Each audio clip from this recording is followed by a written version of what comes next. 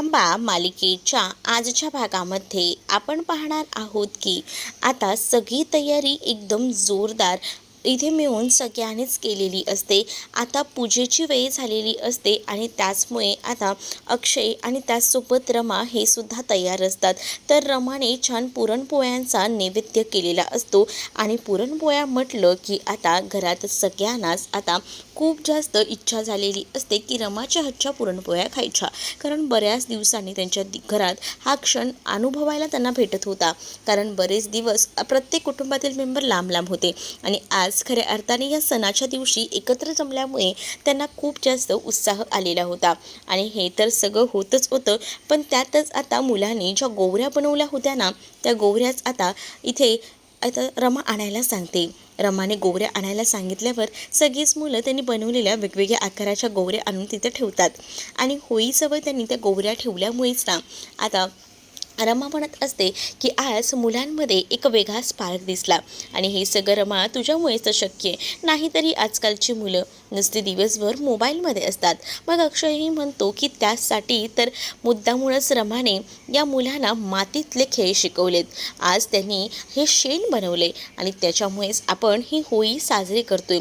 मुलांनी सगळं अगदी उत्तम केलं, जसं त्यांना सांगितलं गेलं अगदी तसंच केलं. आणि आता इथे रमासुद्धा सगळ्यांनाच म्हणत असते की आज कित्येक दिवसानंतर आपलं मुकादम कुटुंब असंच एकत्र आलंय आणि सणासुदीला का होईना आपण नेहमीच असं एकत्र यायचं. मला प्रॉमिस करा, होईल ना सगळं पूर्वीसारखं पुन्हा तसंच. मग आता सगळीजण एकत्र प्रॉमिस करतात आणि हो, या सगळ्या गोष्टी होतील अशाच, सगळ्या काही चांगलं होईल असं देखील आता मयुरीसुद्धा आता बोलत असते. मग आता आजीही म्हणते की हो, तू बोलतेस ना ते अगदी बरोबर आहे. या सगळ्या गोष्टी अशाच घडायला हव्या, तेव्हा खऱ्या अर्थानं आपलं मुकादम कुटुंब एकत्र येतं. इकडे आता होळी पेटवायचा मान असतो इकडे असणाऱ्या रमा आणि अक्षयलाच. रमा आणि अक्षय जोडीनेच मिळून आता होळी पेटवणार असतात. त्याआधी होळीची पूजा वगैरे करून घेतात. जोडीनं होळीची पूजा करून झाल्यानंतर जोडीनेच आता ती होळी पेटवतात. तर सगळीजण आता तिथे उभे असतात आणि सगळ्यांच्या मनातल्या इच्छा व्यक्त करत असतात. तर त्याच वेळेला रमा आता होळी पेटवल्यानंतर होळीचं पोल्युशन होत नाही याबद्दलच सांगत असते. जसं की कोणताही धूर निघाला तर त्याचं पोल्युशन होतं, पण होळी ही एक पवित्र मानली जाते, त्याच्यामुळे त्याचं पोल्युशन हे होत नसतं असंही ती मुलांना समजावून सांगत असते. मुलंही आता तिची कहाणी एकदमच ऐकत राहतात. कारण आता रमा प्रत्येकालाच काही ना काही चांगलं शिकवत राहायची. पण आता रमाचं हे शिकवणं बाकी मुलांना आवडायचं, पण ताराला बिलकुलच नाही. ताराला या सगळ्याचा रागच यायचा. तरीसुद्धा तारा शांत राहायची, कारण तिला तसं सांगितलेलं असायचं. आता घरात मात्र वातावरण खूपच आनंदाचं असतं, पण त्यातच या सगळ्या गोष्टींमध्ये ना आता रमाला अण्णांची आठवण येत असते. बरोबर आहे, कारण अण्णा दरवेळेला तिच्या सगळ्या कार्यात असायचे आणि आता तिचं लग्न झालंय तेव्हापासून तर तिला अण्णा दिसले सुद्धा नाही आहेत. लग्नालाही अण्णा आले नव्हते. अण्णांचं नेमकं काय झालं असेल? अण्णा असे का वागतायत? एवढे दिवस लांब का राहिलेत? हे असे एक अनेक तिला प्रश्न पडत असतात आणि त्यामुळेच ना आता ती विचार करत असते. अक्षय तिच्या मागोमाग येतो आणि अक्षय रमाला सावरत असतो. रमाला म्हणत असतो की नको एवढा विचार करू, अण्णा येतील, पण कधी येतील? अण्णा कधीच माझ्यापासून एवढे दिवस लांब जात नाही. आज पहिल्यांदा न सांगता एवढे माझ्यापासून ते लांब गेलेत. असे का केले असेल त्यांनी? त्यावर मात्र आता अक्षय हा रमाला सांभाळतो आणि रमाला म्हणतो की तू काळजी करू नकोस, आपण बघूया ते कुठे आहेत. ते नक्कीच कोणत्या तरी कामात असतील, त्यामुळेच ते आले नसतील, पण एवढा विचार तू करू नकोस. असंही आता अक्षय कसं बसं रमाला समजावू लागतो. रमाला आता अक्षय अशा पद्धतीने समजावतो ना, तेव्हा जाऊन आता रमाला बरं वाटतं आणि तेव्हा रमा आता विचारच करू लागते. पण रमाला कळत नसतं की अण्णा कुठे गेले असतील. पण अक्षयने समजवल्यावर थोडा का होईना दिलासा तिला आलेला असतो. पण अक्षयला सुद्धा आता दिलासा देऊन चालणार नसतं. अक्षयलाही आता काही झालं तरी अण्णांचा शोध घ्यायचा असतो. म्हणूनच तो आता अण्णांना लगेचच तिकडनं रमा गेल्यावर व्हॉइस नोट पाठवतो आणि अण्णांना म्हणत असतो की अण्णा तुम्ही कुठे आहात सांगा ना. अण्णा असे का करताय?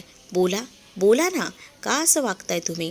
अण्णा तुम्ही प्लीज रमाला कॉन्टॅक्ट करा. रमा तुमच्या काळजीने खूप जास्त व्याकुळ झालेली आहे. तुम्ही जिथून कुठून असाल ते तिथून फोन करा प्लीज, मेसेजवर नका बोलू, असंही आता अक्षयने म्हटलेलं असतं. अक्षय जेव्हा हे सगळं काही बोलतो तेव्हा मात्र आता जाऊन इकडे आता थोडं बरं वाटत असतं की त्याने अण्णांना व्हॉइस नोट पाठवली आहे. अण्णा आता फोन करतील का काय करतील याचा विचारच आता अक्षय करत असतो.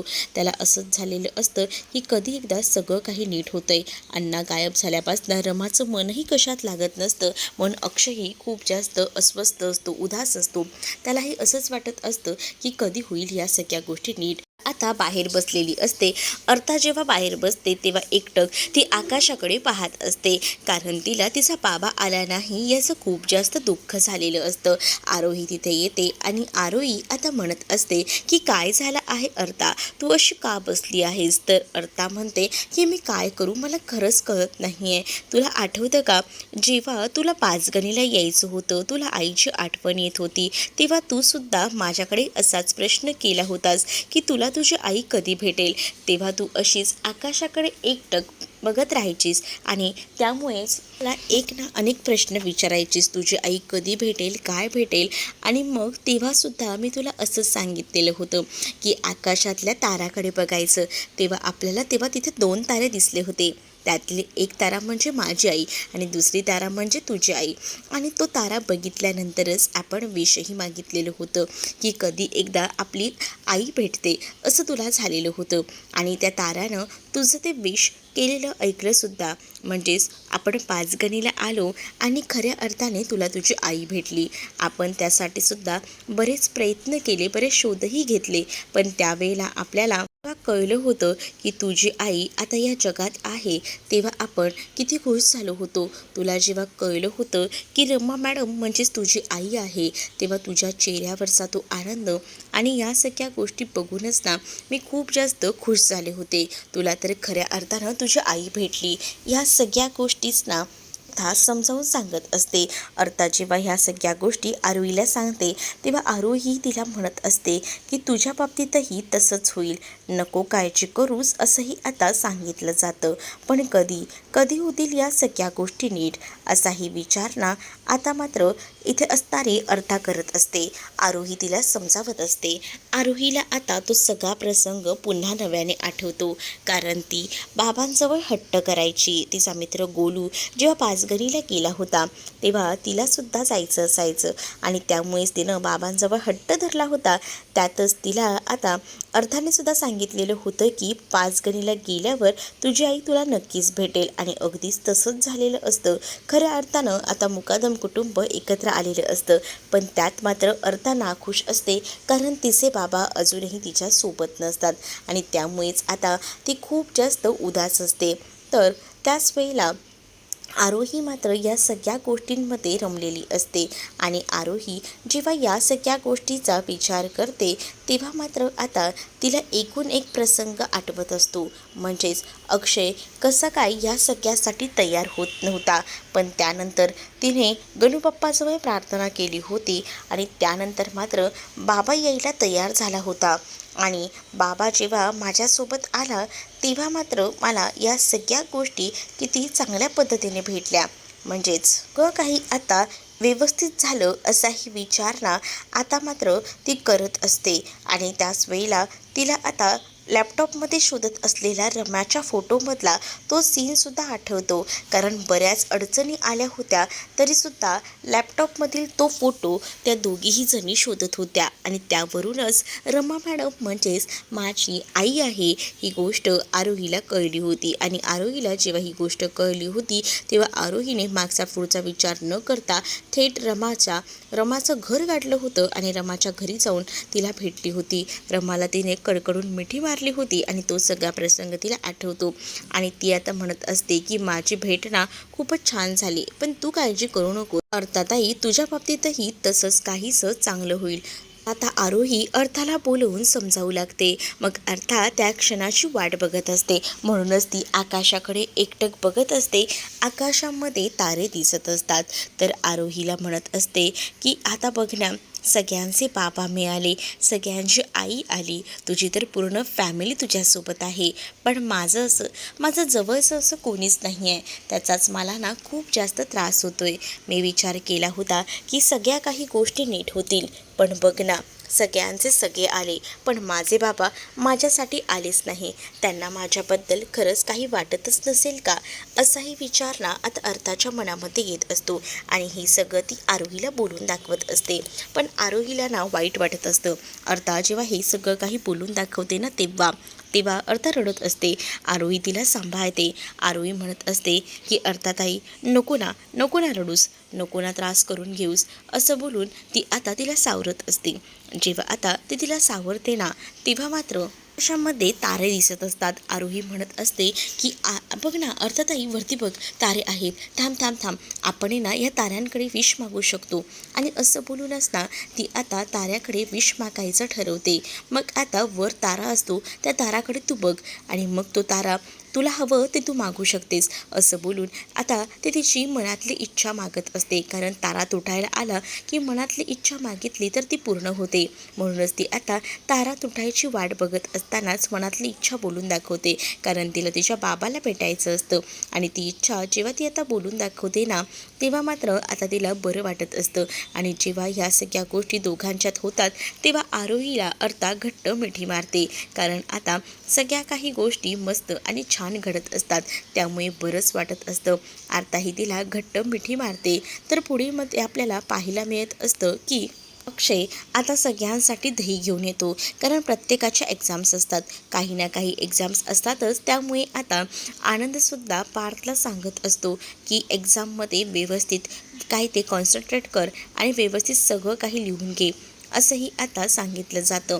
आणि त्याच वेळेला जेव्हा या सगळ्या इन्स्ट्रक्शन दिल्या जातात तेव्हा इथे मयुरीसुद्धा आता ताराला सांगत असते की तुला सांगितलेल्या गोष्टी व्यवस्थित कर, त्यामध्ये कुठेही प्रॉब्लेम यायला नको आहे, लक्षात असू दे, असंही आता म्हटलं जातं. जेव्हा या सगळ्या गोष्टी बोलल्या जातात ना तेव्हा मात्र आता इकडे काही झालं तरीसुद्धा मला जास्त काहीच तुम्ही सांगू नका. कारण ना मला या सगळ्या गोष्टी ज्या आहेत ना त्या कळतात. उगाचच ना डोक्याला ताप देऊ नका, असंही ताराचं म्हणणं असतं. ताराला कोणत्याही गोष्टी सांगितल्या ना तर ती जास्त या गोष्टी डोक्यात घेत असते. पण तिला या गोष्टी ना जास्त मनावर प्रेशराईज करायच्या नसतात. कारण तिच्या मनासारखं तिला काहीच करायला भेटत नसतं. कारण तिला ना आता फक्त फॅशन डिझायनिंग करायचं आहे आणि तिला वेगळंच काहीतरी करायला लागते. त्यामुळे ती खूप जास्त रागात असते. इकडे आता पार्थलाही विचारलं जातं की तुझी एक्झामची तयारी कुठपर्यंत आली आहे. पण पार्थही आता आकाशात फुगे मारल्यासारखे एक एक फुगे मारत असतो. आणि या सगळ्यामुळेच ना आता आरोहीला हसू येतं. पण आता आनंद आरोहीला सांगत असतो की तुलाही व्यवस्थित तसंच करायचं आहे, लक्षात असू दे, काही गोष्टी व्यवस्थित करून घे. तू ट्रस्टीची मुलगी आहेस, त्यामुळे तुला या परीक्षेत चांगल्या मार्गानं पास व्हावंच लागणार आहे, असंही आता सांगितलं जातं. जेव्हा या सगळ्या गोष्टी सांगितल्या जातात ना तेव्हा मात्र आता इकडे अक्षय म्हणतो की नाही या, हे सगळं काही प्रेशर देऊच नका माझ्या मुलीला. ट्रस्टीची मुलगी असली म्हणून काय झालं, असू दे ना, कितीही काही गोष्टी झाल्या ना तरी तुला जेवढा अभ्यास जमलाय ना तेवढाच पेपरमध्ये लिहायचा, जास्त डोक्याला ताण घ्यायचा नाही ह्या बाळा, असंही आता अक्षय सांगत असतो. त्यानंतर आता तो अर्थाच्या हातात सुद्धा दही देत असतो आणि अर्थाला सांगत असतो की जा बाप्पाच्या पाया पडून घे. कारण आता बाप्पाच्या पाया पडायला आता तुला जायचं आहे. पण अर्था सांगत असते की मी मगाशीच बाप्पाच्या पाया पडले, असं काहीसं ती आता खोटंच सांगत असते. जेव्हा ती आता हे बोलते तेव्हा मात्र आता कळत नसतं की काय करावं ते. कारण आता तिचं जे वागणं आहे ते वेगळंच बघायला मिळत असतं. आणि जेव्हा या सगळ्या गोष्टी त्यांना दिसतात ना तेव्हा मात्र आता इकडे अर्था म्हणत असते की का म्हणून मी हे सगळं करू, मला ना खरंच कळत नाही. कारण या सगळ्या गोष्टी मी करेन पण तरीसुद्धा ना मला माझे बाबा थोडे मिळणार आहेत, असंही ती आता म्हणत असते. जेव्हा आता हे सगळं ती बोलते त्याच दारात ना अभि येतो. अभिला असं अचानक आलेलं बघून ना खूपच जास्त आनंद आता झालेला असतो. जेव्हा हे सगळं बघून सगळीजण खुश होतात ना तेव्हा मात्र आता की जण दाराकडे बघतात. तर जेव्हा सगळ्यांचंच लक्ष जातं तेव्हा त्यांना कळतं की खरंच की आता हा तर आलेलाच आहे आणि ह्याला बघून ना खूपच जास्त आनंद सगळ्यांनाच होतो. जेव्हा आता अभि आलेला असतो तेव्हा अर्था त्याच्याकडे लगेचच धावत जाते आणि अर्था त्याला म्हणत असते की बाबा तू आलास का? खरंच ना, मला वाटलंही नव्हतं तू येशील. आणि असं बोलूनच ती आता त्याला मिठी मारत असते. जेव्हा आता त्याला ती मिठी मारते ना, तेव्हा आता तोही तिला प्रेमानं जवळ घेतो आणि म्हणत असतो की बाळा, तुला असं वाटत असेल की मी नव्हतो आणि मला तुझ्याबद्दल काहीच माहीत नाही, तर हा तुझा गैरसमज आहे. मला सगळ्या गोष्टी माहिती आहेत, समजलंस ना? तू असा विचार करत असशील की मला काही कळणार नाही, पण मला या सगळ्या गोष्टी माहिती आहेत. तुला कोणता विषय आवडतो? मला गणित हा विषय बिलकुलही आवडत नाही, पण माझ्या मुलीला गणित हा विषय खूप जास्त आवडतो. याही गोष्टी मला माहिती आहेत, असंही आता म्हटलं जातं. जेव्हा अक्षयही अभिला बघतो तेव्हा तोही समोर धावत जातो, कारण आता त्यालाही बऱ्याच दिवसानंतर अभिला भेटल्याचा आनंद झालेला असतो. अभि जो आहे तो बऱ्याच दिवसानंतर सगळ्यांना भेटलेला असतो आणि त्यामुळे सगळेजण आता त्याच्याकडे एका वेगळ्याच नजरेनं पाहत असतात. आणि त्यानंतर आता अभि हा म्हणत असतो की काय वाटलं, कसा वाटला माझा कमबॅक? मग आता अक्षय चिडलेला असतो. अक्षय म्हणत असतो की तुला यायचंच होतं तर आधी का नाही आलास रे? 2 दिवसाआधी माझं लग्न होतं. मग तो म्हणतो की मी यायचा प्रयत्न करत होतो पण पॉसिबल झालं नाही, पण आज म्हटलं की नाही, काही झालं तरी यायचंच. आणि म्हणूनच मागचा पुढचा विचार न करता थेट सरप्राईज द्यायलाच आलो. मग कसं वाटलं माझं सरप्राईज? अरे बिचारी पोरगी, कधीपासून तुझी वाट बघत होती, कधी माझे बाबा येतील, कधी येतील असंच सतत म्हणत होती. नशीब बाबा आज तरी आलास. मग आता अर्था लगेच मिठी मारते आणि आपल्या बाबाला कडकडून मिठी मारून भेटून घेते. आरोही आता म्हणत असते की ही काय भांडणं चालली आहेत, अरे थांबा थांबा. मग आता अक्षय आणि अभि मिठी मारतो आणि त्यावेळेलाच आरोहीला ते म्हणतात की हे तर असंच होतं आमच्यामध्ये, यात काही नवीन नाही. मग हे बघून मयुरी आणि आनंद देखील हसत असतात, कारण खऱ्या अर्थानं आज सगळेच भावंड एकत्र आलेले असतात. मुकादम कुटुंब एकत्र पूर्ण झाल्याचं फील येत असतं. त्यामुळे आता इथे अक्षयही खुश असतो. पुढील भागात पाहायला मिळतं अक्षयला आता एक माणूस भेटायला आलेला असतो आणि तो साईचा मोबाईल देऊन जातो आणि म्हणत असतो की हा साई सरांचा मोबाईल आहे, त्यांनी तुमच्याकडे द्यायला सांगितला आहे, कारण त्यांना हा मोबाईल अण्णा सरांनी दिला होता, त्यामुळे त्यांना कोणत्याच गोष्टी नको आहेत आणि त्यामुळेच त्यांनी हे सगळं दिले. अरे 2 दिवसांनी तुम्हाला आणून देतोयच, असंही आता अक्षय त्यांना बोलत असतो. अक्षय जेव्हा हे सगळं काही बोलतो तेव्हा मात्र आता खूप मोठा धक्काच ना आता बसलेला असतो. अक्षय आता ठरवतो की काहीतरी गडबड आहे, अण्णांच्या बाबतीत काय झालं असेल. म्हणूनच आता अण्णांच्या बाबतीतला शोध घेण्यासाठी अक्षय आणि रमा आता दीक्षित वकिलांकडे जायचं ठरवतात. तर दीक्षित वकील आधीच त्यांच्या बायकोला बोलत असतात की खरंच ना अण्णा सरांची प्रॉपर्टी सगळी काही त्यांच्या हातातून निसटून गेली आहे, आता त्यांच्याकडे काहीच राहिलेलं नाही आणि त्यामुळेच ना त्यांना रमाला तोंड दाखवता येत नाही आहे. पण रमाला जेव्हा ही गोष्ट कळेल तेव्हा रमाचे काय हाल होतील, रमाला काय वाटेल, असाही विचार ना तेच करत असतात. आणि तेव्हा आता अक्षय आणि रमा जे आहेत ना ते दीक्षित वकिलांकडे अचानकपणे पोहोचतात, कारण त्यांना आता ते पेपर्स जे आहेत ते मुंबईला ट्रान्सफर करायचे असतात आणि त्यासाठी दीक्षित वकिलांची धावपळ सुरू असते. ते पेपर घेऊन निघतच असतात, तेच अक्षय आणि रमा समोर येतात आणि अक्षय आणि रमा दीक्षित वकिलांना भेटतात. तेव्हा ते म्हणत असतात की आम्हाला जरा तुमच्याशी बोलायचं आहे. असं म्हटल्यानंतर मात्र आता दीक्षित वकिलांना काय बोलावं कळत नसतं. त्यामुळे तुम्हाला हा भाग कसा वाटला आहे हे कमेंटमध्ये मला नक्कीच सांगा आणि अशाच नवनवीन भागांसाठी आपल्या चॅनललासुद्धा सबस्क्राईब करायला विसरू नका. चला तर मग भेटूया पुढच्या भागामध्ये. तोपर्यंत टाटा बाय. व्हिडिओ आवडला असेल तर व्हिडिओला लाईक करायला विसरू नका.